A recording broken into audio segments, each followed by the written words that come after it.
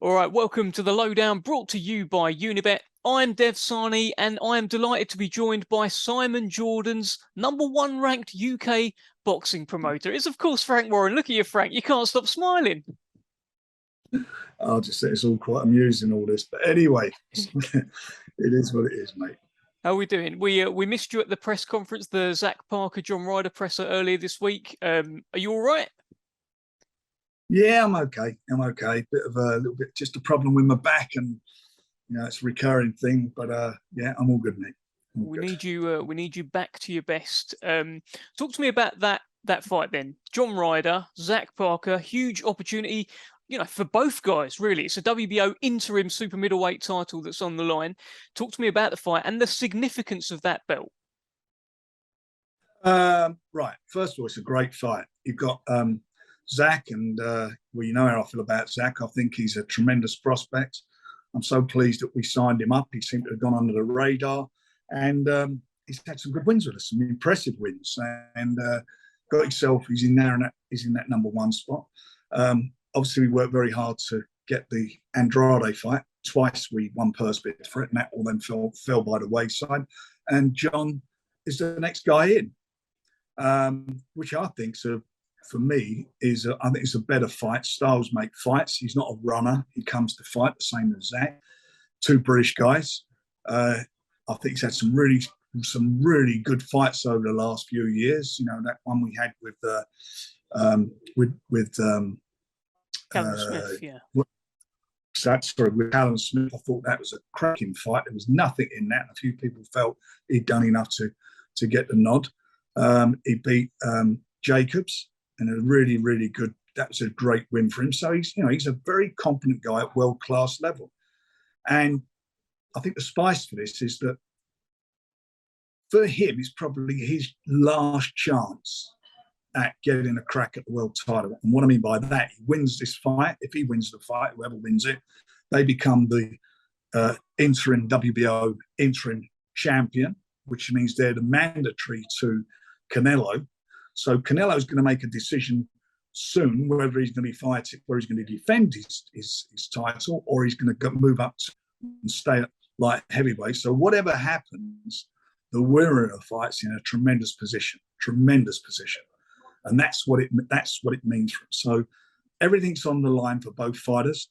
The younger guy, up and coming, is he as good as we all think he is, or I think he is?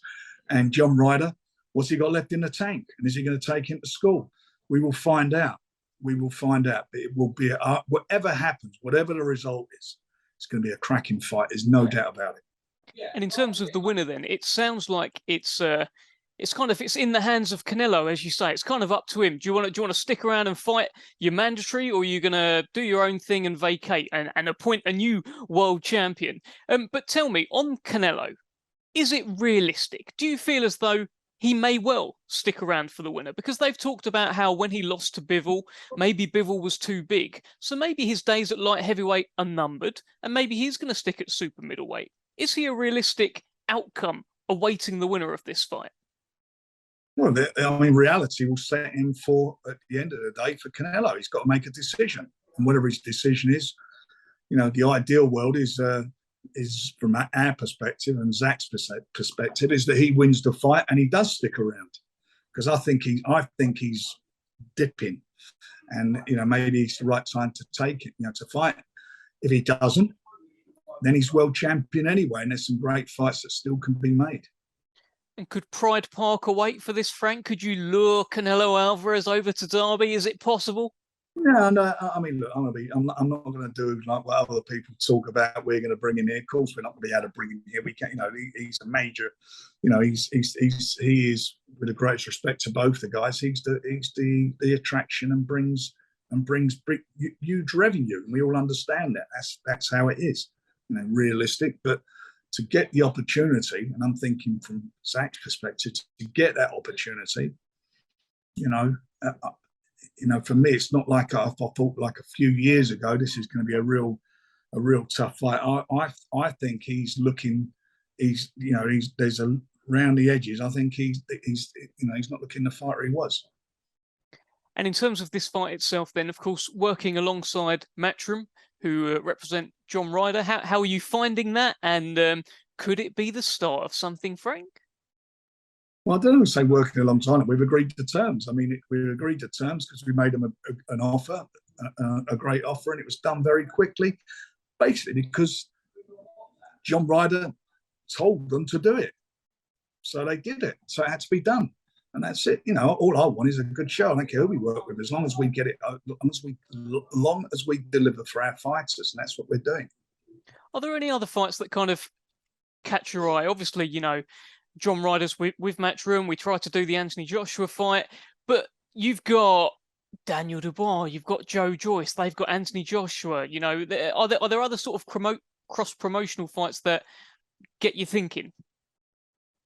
Yeah, all those heavyweight fights are there to be done from our side. I have no problem with any of them. The question is, do they have a problem? Well, we shall see. Hopefully, hopefully it'll all start taking shape. But that's a great main event on November 26th at the O2, and a cracking undercard. Hamza Shiraz, have we got any news? I know he's going to be defending his title.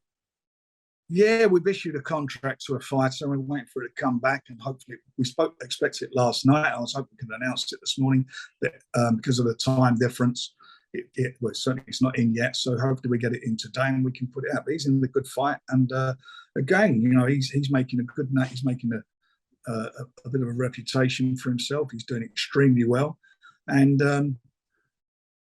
I want him to hopefully come, you know, put in another quality performance, do the business, and set himself up for next year for us to move him into a position to fight for a world title. It feels like he'll be keeping a keen eye on what happens with Denzel Bentley and Janibek over in America. Yeah, of course he will. That's the division he's in, and that's again, it's a good fight. It's a great opportunity for Denzel.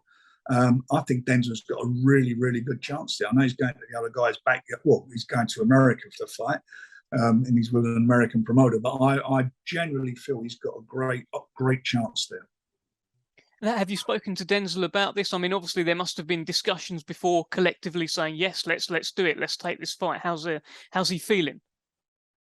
Well, he wants it. I mean, he jumped at it. It wasn't even a discussion. You know, it just, you know, what's the date? I mean, he didn't even get to the money, to be quite honest. It's just, what's the date? He wants it. He wants the opportunity, and he deserves it. He's worked very hard. He's a consummate professional, and he deserves this. He deserves this chance. If Denzel does the business, I mean, what a great fight that would be. We'd set up for a great fight if he was to come through. And he's got, as I say, he's got a good chance. And if he does, I mean, him and Hamza next summer would be something special. Could be back at the O2, Frank. I think, yeah, it could even be bigger. They might go to West Ham.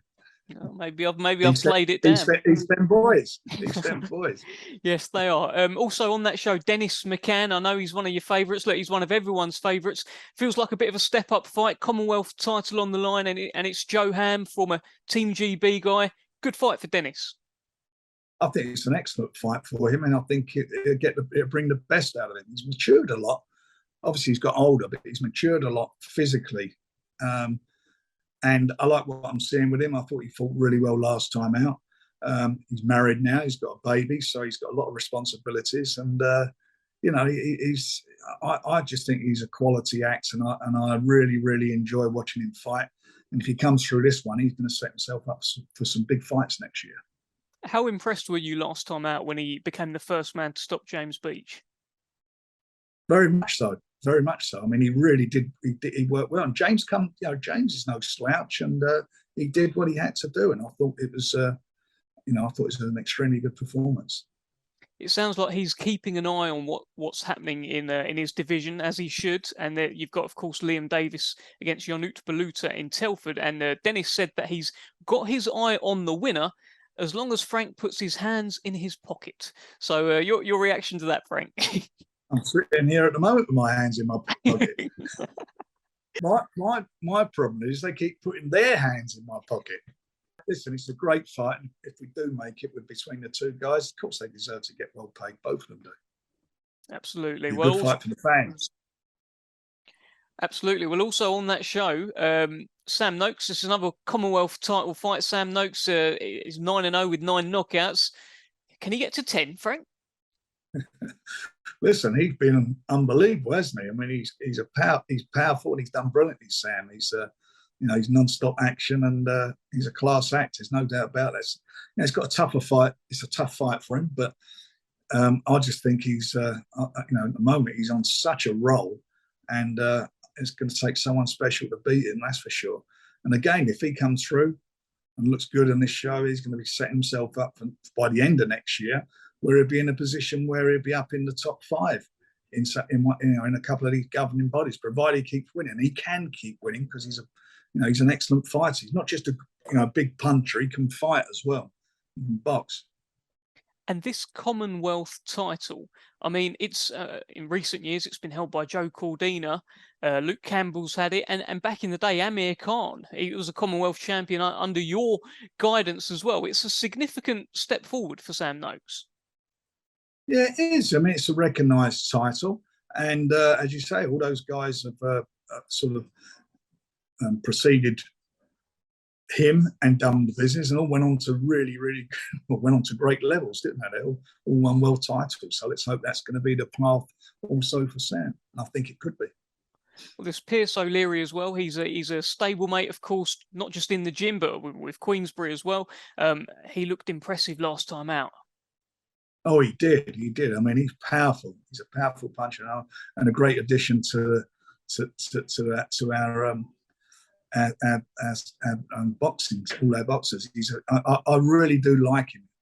Everything about him, and he's powerful. He's another big puncher, and I think, like all these guys. I mean, Alan Smith's fighters are really, really train hard, and they work hard, and they seem to all have good discipline, and it's all paying off for them. And certainly, as far as Pierce is concerned, I think he's a little bit extra special.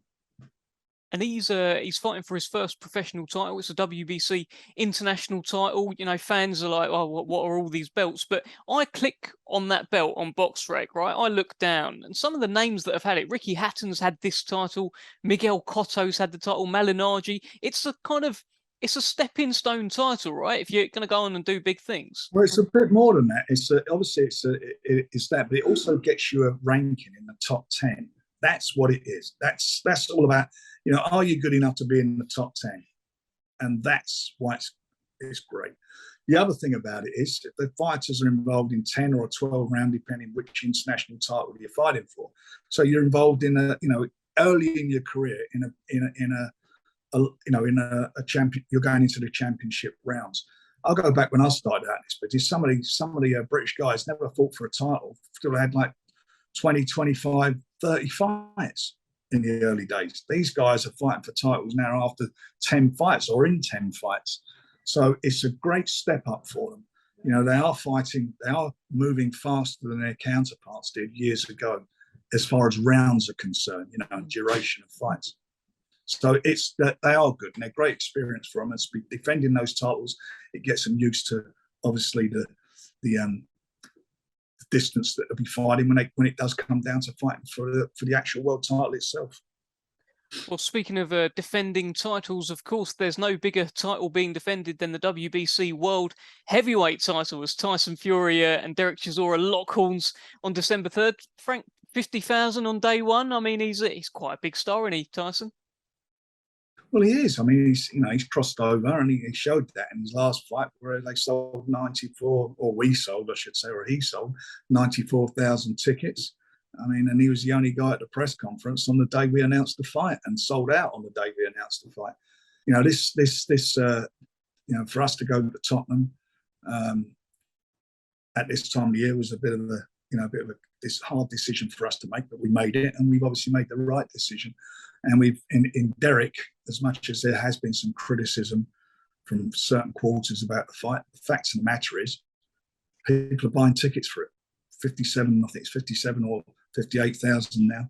So, the proof is in the pudding, as they say. And Tyson, he's huge at the moment. He's got this Netflix series coming out. I think it's 3 series they're doing. I think it's 6 or 8 episodes per series. That's a big deal. That's a big deal for him. He's got a record coming out at Christmas. His Christmas record, which is in a fantastic cause for mental health.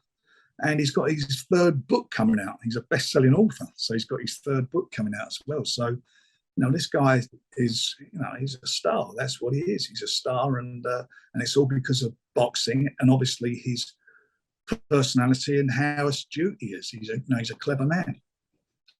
You say that, Frank. He's got all these things going on. He's become a celebrity as well as being the best heavyweight in the world. Can Dereck Chisora look at that and saying and sort of think to himself, he's got this going on, he's got this going on, he's got a single coming out, I'm just here training. Can he take hope from that and think that this could be an opportunity to go and get the win?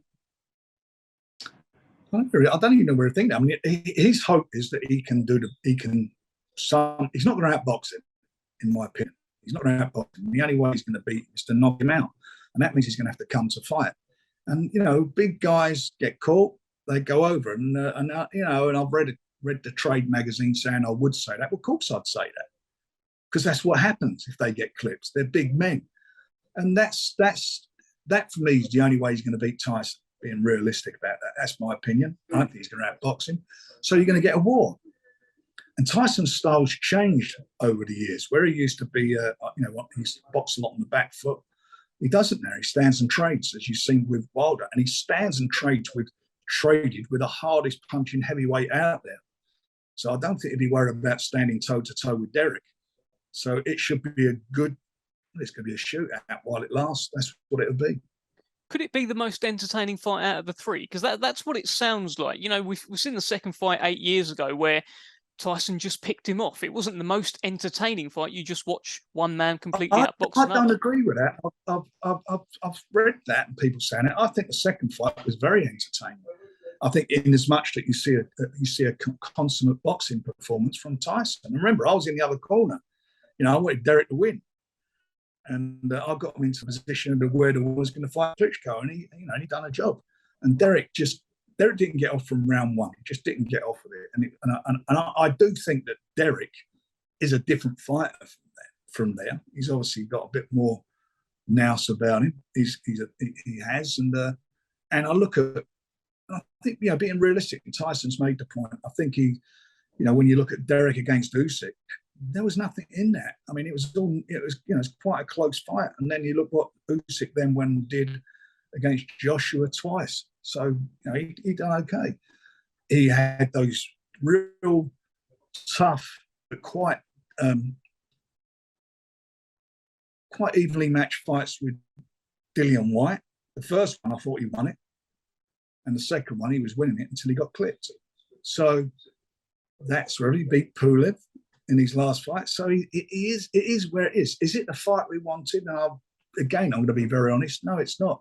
We were originally intending that December the 17th, Tyson would be fighting in the unification against Usyk. But Usyk, as well documented, he came out and said he won't be ready. So then we tried to make the fight for November the 12th against AJ.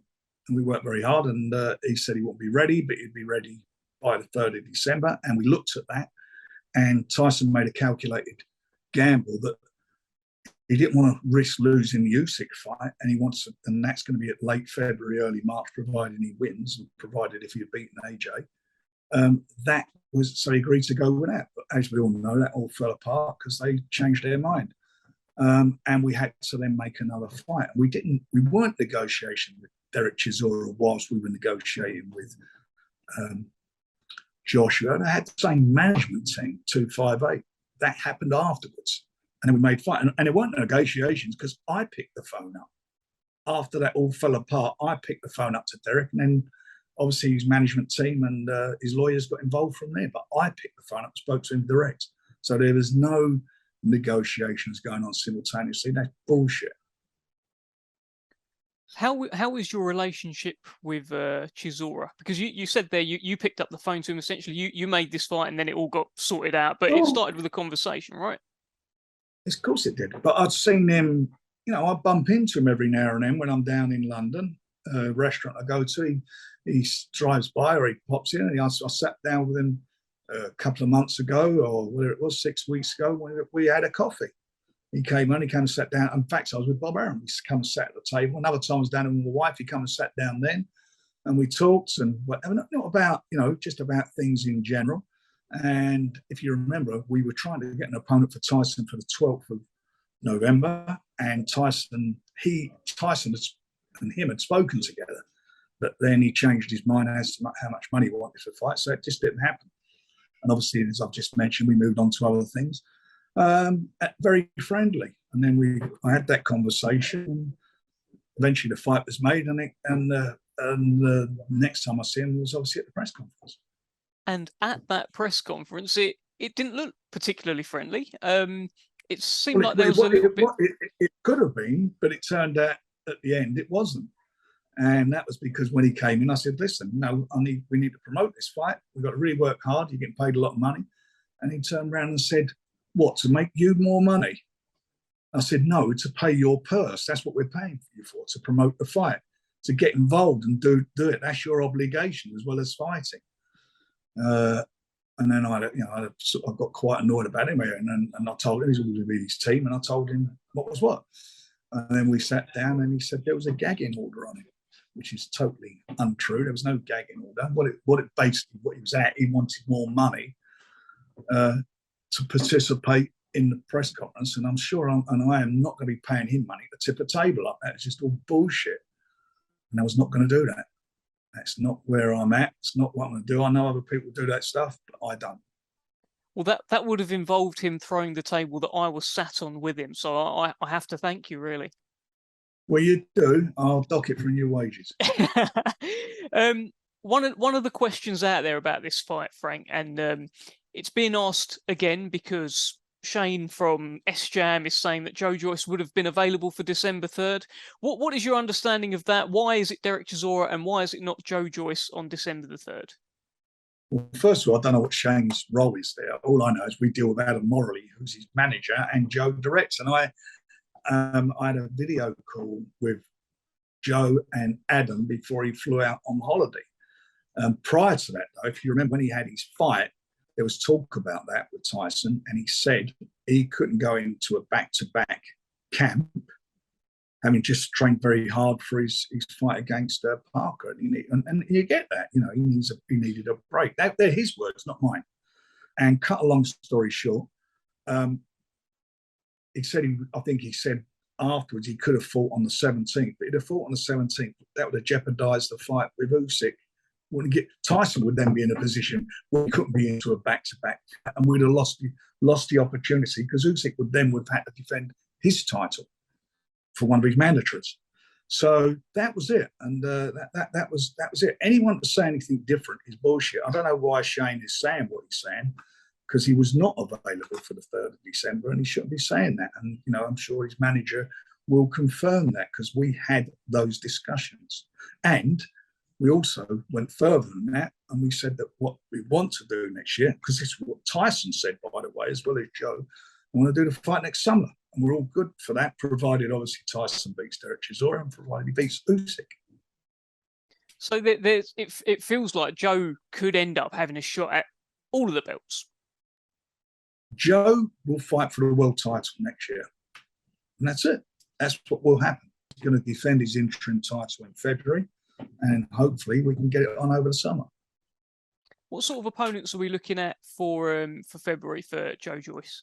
It'll have to be somebody in the ratings, so we'll have a look at it and see who it is. When did Joe last fight? Was it a month ago or whatever it was? We had the conversation then, immediately after the fight, publicly. He had it, he said it at the press conference. So that's it. I mean, how many times you have to keep nailing on? It's only that, I don't know, whatever he said, this Shane said a couple of days ago, but, I don't know what status he has there. He's certainly not the manager, that's for sure. He's a problem, though, isn't he, Joe Joyce? I mean, for anyone in the heavyweight division, the way he's looking right now, the way he's hitting, the way people are falling over, he's a nightmare. Well, he is. He's tough, and when I think back when we signed it, when we bought the contract from Richard Schaefer's company, when we bought the contract, everybody was just saying they're not interested, and I never got that. And when he had a couple of fights, and then we made the fight with Daniel, and being honest, I was asked at the time who I think would win it. I thought Daniel would win it, but on the night, he done his job, and Daniel suffered from a really bad injury and he done his job. And since then, he's gone from strength to strength. And he's only had, 15 or 16 fights now? Mm-hmm. Yeah, he's not had many. He's there. He's really knocking on the door. And how big is that fight? Say these things line up. Joe makes a successful defense of his interim title early part of next year. Tyson beats Dereck Chisora. Tyson hopefully beats Alexander Usyk. How big is that fight in the summer of next year? Tyson Fury against Joe Joyce. It's a huge fight. It's a huge fight anytime. It's a huge fight if we'd have done it for this fight coming up now. It's a huge, huge fight because people can, they've seen Joe and they've seen Tyson, and I think anybody. It's all about styles again, isn't it? And styles make fights, and that's going to be a really good fight. What's your top 5 heavyweights at the moment, Frank? What are you saying? My top 5, I would say, obviously Tyson. I think he's far easily the number 1. I think number 2 is Usyk. I think number 3 is Wilder. I then say Joe, and I would also say, and you'd probably think, yeah, you would say this, but I also think Daniel's there. Okay, no, that's the 5 that I thought you'd have. I thought you'd order it a bit differently, but that is the 5 that I thought you'd have. So Daniel Dubois sneaks in. Big fight for him against Kevin Lerena. Yeah. I mean, Kevin Lorena's he'll pose him he'll pose quite a few questions for him. He's live, comes to the fight. He's got a great record. He's got a really good record, and I think it'll be a good fight for him. I think it's a good fight for him. I hope it's not too good a fight for him. It will be a good fight for him. He was a good cruiserweight. He's fought heavyweight the last 3 or 4 fights, whatever it is. But you know what happened? You know what these cruiserweights can be like. You've seen that with Usyk. You've seen that with David Haye, Van Hoven, all over the years. Because you're a cruiserweight doesn't mean you don't deserve your position there. And this fella's got a good record. He knocked quite a few over. And I think the only loss he had was in 2014, and they reversed that by knocking the guy over. He lost on points, and then beat him in a rematch. I guess Dubois getting into your top 5, Dubois and Joe Joyce both in there, and of course Tyson Fury. Is that sort of backing up your belief that you've gone on record saying you believe both Joe Joyce and Daniel Dubois would knock out Anthony Joshua, and that essentially that's knocked him out of your top 5? Yeah, well, I mean, he's lost 3 of his last 4 fights, hasn't he? 3 of his last 5, I think. I think it's 3 of his last 5. Whatever it is, yeah.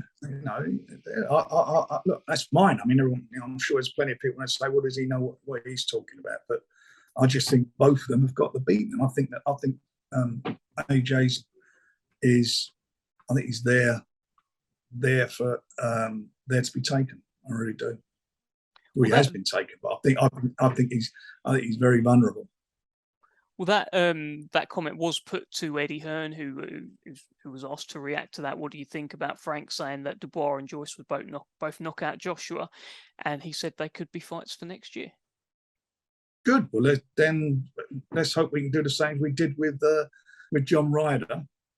Get one of them over the line. I mean, they didn't want to know about the fight with Tyson, so let's hope we can do it with one of the other guys. Well, let's hope so. Look, let's That's encouraging. That's encouraging to hear from the opposition. Yeah, it is. It is. I agree. Let's run through the rest of the schedule quickly. November the 11th, the return of Nick Ball against Rafael Pedrosa at York Hall. He is a fireball, Nick Ball, isn't he? Well, he's on fire, that's for sure. I mean, he's all action fighter. It's like he's got the old Duracell batteries inside him. As soon as that bell goes, he gets down to work, and he's very, very exciting to watch. And I hope he comes through this fight at York Hall. If he does, I think he's going to set himself up for next year for some really, really big fights. And the public like watching him. I mean, he's an exciting fighter. He's done tremendously well on the undercard of Tyson and Dillian White. I thought he really boxed well that night. Look, this country's got a lot of good featherweights. Josh Warrington's there, Lee Wood's there. Where do you place Nick Ball at the moment in terms of that mix? I know he's only 16-0 at the moment as well, but he's looking good. I think he's knocking on the door. I mean, he would say he'd beat him tomorrow. He would say that because that's how he is. But I think he's certainly knocking on the door, and he needs a couple more fights and he'll get there. David Adelaide and Willie Hutchinson both return on that York Hall show. Yeah, David's he had an injury, but he's back in action. So I want to get him moving, and he needs to set himself up for some big fights for next year. And he should do. Yeah, I can see hopefully a fight for the winner of the forthcoming British title fight, heavyweight title fight. He definitely wants that. He's been very vocal about that. Fabio Wardley, Nathan Gorman. Let's hope we can deliver it. Let's hope we can deliver that for you. What about Willie Hutchinson then? He's bounced back from his first career loss. He's picked up a win. He seems to have his tail up at the moment. Well, he needs to get his tail up. I mean, we all know he's an exceptional amateur, and he had that loss. I don't know where he got beat by the better man on the night, no doubt about that. And he's now got to get himself back in the swing of things. So he's had one back, and he's now got a title fight, and that's part of the program moving forward. November 19th, we've got another Telford trip, EBU European Super Bantamweight title on the line. We touched on it earlier. Liam Davis unbeaten against an absolute nutcase in Yonut Baluta. Going to be a good fight, isn't it? And we always get great atmosphere up there. I mean, they're real good fight fans. They get behind their guys, and it's a pleasure going up there. And we work very hard between us, the fighters and the managers we work with in the Midlands, and it's starting to become quite a decent scenario going up there. So, I'm pleased to be back there, and I'm pleased that we've got our guys, our Midland guys in action, all in good fights. In terms of just keeping on Liam Davis, he was the English champion at bantamweight. He's become British champion. I don't think he was the favourite against Mark Leach, but he got the job done against Mark Leach. Became British champion. Did. Yeah, he certainly did. He done it in style. Yeah. And now European title fight. Great progression. Yeah. So if he can do the business on the 19th, then who knows where he goes from that one? It gets him get him a ranking in the WBC, at least top 10. Well, a man who we do know where he's going is Anthony Yarde. He's stopping off in Telford, and then he's going straight into Artur Beterbiev. What can you tell us about this Anthony Yarde fight coming up and the situation with Artur Beterbiev? Well, where we are with Anthony, he's obviously been at the ring for about a year now. And the Beterbiev, that fight is going to happen on the 28th of January, and he needs basically get some rounds under his belt. So it's a marking time fight, and I need him to go out and show what he's all about, do the business, and set himself up for this big fight in January, because it's going to be a tough one. And I think, again, it's the styles of the two boxers will make it a great fight to watch. Great fight for the fans. Yeah. How much you've been known as a promoter over the years to do things at the right time, make fights at the right time. Is this another one of those with Yarde and Beterbiev? I hope so. Look, he's a good fighter. He beat Joe Smith. He'd done a good job there, but I think also Anthony would have done the same job on Joe Smith. I think, he did what he did. Anthony's obviously not Joe Smith, and I think it's going to be a different proposition. But he is in with a quality fighter, but also Anthony's a quality fighter. And he's had some great experience. He's never been afraid to go on the road. I mean, as we all know, he went to deepest Russia to fight Kovalev over there. And this time round, he comes through his warm-up fight. Then he's in, I think, we're probably the best guy at that weight in that division. But you know what? It's an opportunity. He's taken it with both hands, and it's for him to lose the fight. Because I genuinely believe he can. I think if he catches him, he'll go. That's Anthony Yarde taking on one of the pound-for-pound best, right? There's another boxer in the stable taking on one of the pound-for-pound best. David Avanesian has landed himself a world title fight against Terence Crawford. How has this come about? It came out of the blue. I mean, obviously, David's been banging on the door for a while now for a world title fight, and we've been working hard for him to that happen.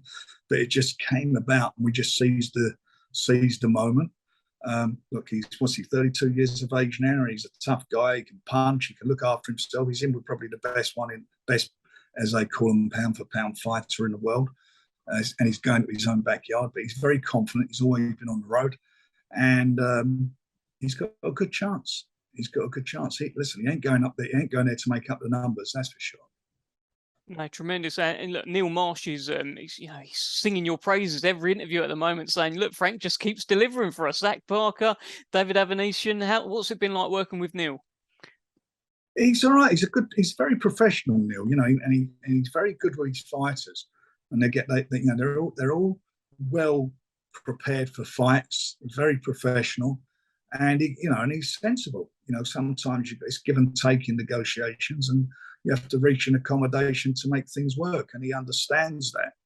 And you look at the bigger picture, and what comes from taking these opportunities. So fingers crossed, both the guys go and do the business. They're tough fights. I'm not saying they're easy fights, but they're tough fights, and they're winnable fights. Okay, Frank. Well, sticking in the welterweight division, got to get your views on the latest developments around what is really the biggest story in boxing right now. The second failed test has emerged with Conor Benn. That's now out there. What's your general sort of reaction to this and the ongoing story? Well, I think it's been well known, well known by a few of us in the business that he had failed a previous test. And it's it just goes from bad to worse, and it's just becoming so distracting for the sport, and it needs to be dealt with. And I see the interview that he did in the Times today with Matt Lawton, and there's only one way to end, to sort this out. And you've got to look at has it got to this situation to start with. What I don't understand is, we were all banging on about you'd known about he failed a test in September, was it the 25th? And, they were still carrying on promoting the show, knowing full well that he'd failed a test having taken part in the Nevada program. And now it transpires he actually failed, he took a test in July and failed. So why would they persevere him with the fight and selling it, knowing it had already failed back then? So now he's failed 2 tests, and they're still trying to block it from coming out through the lawyers, stop it from coming out, not accommodating and help. They keep saying they wanted a hearing. Well, the only way you get a hearing would have been to just acquiesce to what was being asked by the UCAD, was that VADA make available the samples and the evidence to UCAD and let them make a decision on that. They keep saying, now they're saying that both, not one, but now both of them contaminated. Well, the only way you're going to find out if they were contaminated is by having the B sample tested. You have the B sample tested at the hearing, and you determine whether he's guilty of taking these substances or not, or trying to find an explanation why they're in his body. But it's just going from bad to worse, and I think he's been very, very badly advised in this. I'm not talking about legally. I think, obviously he's going to a lawyer because obviously his career's on the line, and I understand that. And Mike Morgan's a very astute and smart guy, but this is not something that you get in a nasal spray. This is not, one of those type of things. This has a distinct purpose, and it's a woman's fertility drug, and the purpose is to get testosterone in your body, and that's where it's at. And if you want to get testosterone in your body, that's normally because you lose testosterone when you take steroids, and that diminishes the amount of testosterone in your body. So that's where we are. So, all this crap that's going on, all this, the smoke screens about legals and, the boxing board of control, this and that. I mean, it's quite plain that neither the WBC or the boxing board of control could say anything because they was involved in this legal situation. It's quite clear that he's now, and admittedly, failed 2 tests, the first one back in July. So how on earth are we, is boxing in this position? How on earth has this happened? Why has it happened? And he's given up his license, and he's done that, I would only assume, it seems to me quite obvious, so that the Board of Control can't conduct a hearing because then the UCAD couldn't do the hearing. So it's all pretty unsatisfactory, and it's got quite out of hand now. And I think all the subterfuge and so forth, all the excuses that have been given, have all fallen by the wayside. The fact that the first test turned out to take place in July, and to fail 2 tests, not 1 but 2, and irrespective of whether there's minuscule amount or very small amount in his body, what was it doing in there? And more importantly, is that because over a period of time that it diminished? I don't know. No one knows the answer, but it was in there. He's tested positive for it. Were the A samples contaminated? Well, it's very easy to find out about that. You just have the B samples tested. And it's, as I say, we are where we are, and it's very distracting for the rest of the sport. And, there's a lot of things going in other sports. Athletics, I know quite a few things where some of these athletes have been tested and it's been done privately. It's not even made public that they failed tests and so forth. But boxing, it's easy. We're an easy target because sometimes we make ourselves easy targets. But the people who are supposed to have some sense and some savvy and supposed to have the best interest of boxing have not behaved right in this. Just haven't done it.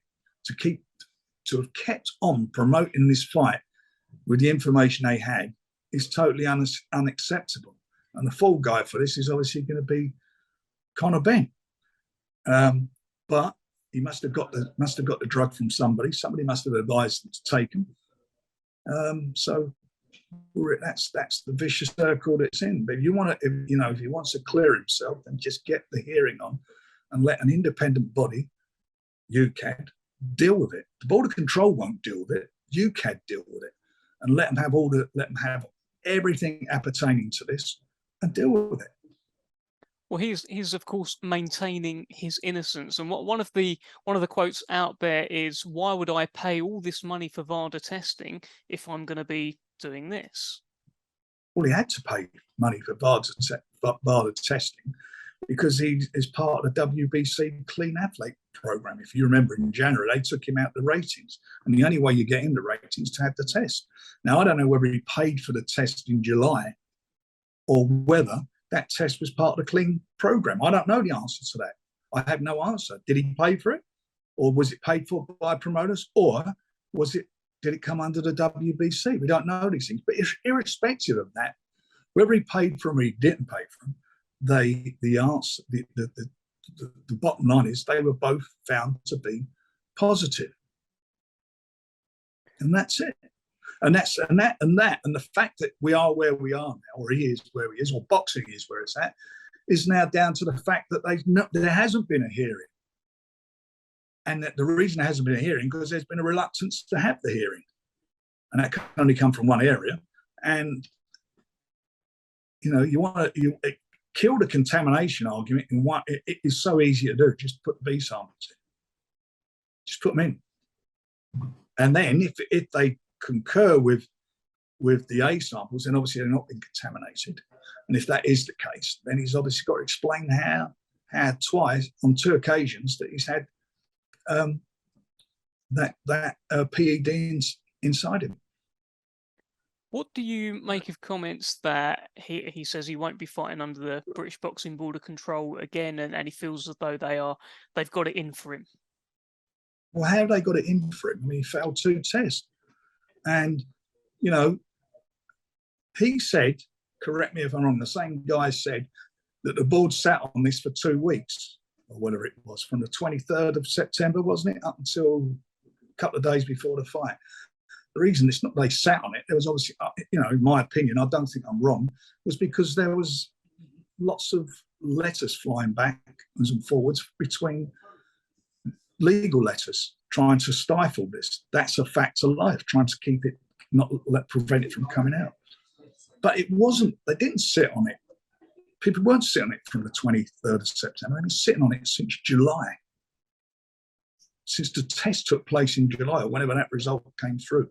That's how long they've been sitting on it. So all this bullshit that's coming out from these promoters it is what it is. It's just a tissue of lies. What would you do right now? How if you were representing Conor Benn, how do you move his career forward? Because obviously he's maintaining his innocence, and obviously there's a lot of stories out there. Well, kill all the stories by proving your innocence. Have the hearing and make all the tests and results of the test and your B samples available, and then you would determine whether you're innocent or not. It's really simple. It's not rocket science. This, as I've said before, it is what it is. You provide your B sample and have the hearing, and you have the opportunity then in front of UCAD, who not just boxing, deal with all British sport and deal with these matters, and then they will determine whether he's whether his story is as to why it's in the system or not, or if they're both the samples have both been contaminated, then it gets dealt with by whatever way. But one thing's for sure, it's not getting dealt with like this. It just seems it's just a lot of noise. It's a lot of noise, and it's been a lot of sort of it's been a lot of smoke and mirrors, and ducking out and blame game, blaming the board control, blaming this one and that one. But at the end of the day, the promoters were aware of it. They were aware of it at least nearly 2 months before the fight was due to take place. Chris Eubanks Sr. has, of course, become a voice around all of this. He's saying that he thinks Conor's innocent, but before that, he was calling for the fight to not go ahead and people should boycott the fight because of the whole weight scenario. There's a comment out there from Eddie Hearn saying that it's very distasteful right now to interview Chris Eubanks Sr. What do you make of that? I don't know what he means by that, distasteful. He's out now on a tour, isn't he, with Nigel? So, he's obviously well enough to be doing the tour. What I think is distasteful is the behaviour of the promoter, because basically it's pulling the wool over everybody's eyes. That was the attempt, and now the truth is coming out. And the only way you're going to deal with this, and if Eddie Hearn's right, if Nigel's right, is to be proven that in a hearing, as I've just said, and I'll keep repeating myself, by providing all the information, all the data, and giving it to them to and have the hearing and have it out there. He'd be legally represented. He's got a great lawyer involved with him, so have it out. He'll go there and have great representation. And if he gets found to be innocent, then fantastic, and get on with his career and his license. Get his license back and get on with his career. But if he doesn't, then obviously he has to pay the price, like anybody who's done this in the past. Serve his ban, whatever that ban's going to be, if he gets a ban, and then come back afterwards. Or I don't know what the length of the ban will be, but this is not being dealt with correctly. I think it's put Conor in a corner that he shouldn't be in, because as I say, I think he's been advised badly. I thought it could have been dealt with much, much better than this. And it seems like, for the sake of money, that the fact that it was a dangerous fight to start with, as far as the weight's concerned, it's trying to bulldozer their way through this, using lawyers as a bulldozer to force the fight to happen, when they had the full knowledge that whatever way you want to look at it, one fighter was tested positive for performance-enhancing drugs, which is a danger to the other fighter. Okay, well, look, away from that, let's get back to the fight in the ring, and of course, the big one on the schedule is Tyson Fury against Dereck Chisora. But just a final question on that: can we expect Alexander Usyk to be in London that week? Is he going to be around? I hope so. It'd be nice for him to be there. Let's hope so. He's at he was in the at the WBO convention, and my son Francis is out there, and he indicated that he, with his manager and promoter, that they would like maybe be there. So let's hope they are there. It's add a bit of spice to it. It certainly would. Frank, brilliant speaking to you, and unless there's anything you want to add, I'll see you soon. Well, I think that's about it, young man. I think so too. All right. I'll be seeing you. Good man. Cheers, Frank.